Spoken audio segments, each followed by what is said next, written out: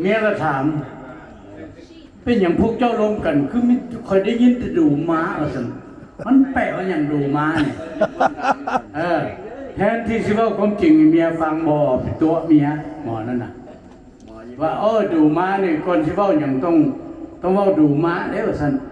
มันเป็นความสุภาพนะตัวเมียนะเฮ้ยเวนนำพันที่มันนี่แม่ก็แม่ดูม้าสีแม่มึงนะวันนี้เมื่อนั่นแหละแม่ยามายามมันนี่นะแม่ผัวมา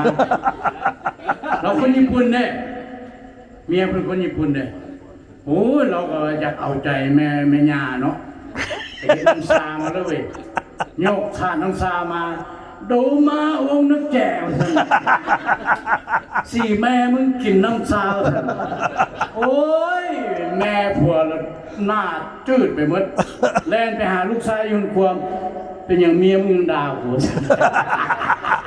มันว่าจะไรมาดูมากินน้ำชาสั่นไปตัวแรกของเราโอ้ยขอโทษเจ้าไปสอนเจ้าพิษสอนเจ้าบุดีเราสั่น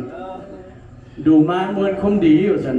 แปลว่าสี่แม่มึงไปเมียเหลือใจเลยนับแต่มื้อนี้เป็นต้นไปคนสิบูเฮียนภาษาเวียดของเจ้าโอ้เนาะไปว่าแม่ยาเนาะสี่แม่มึงกินน้ำชาสั่นโอ้ยเราอายบนนี้หมดไว้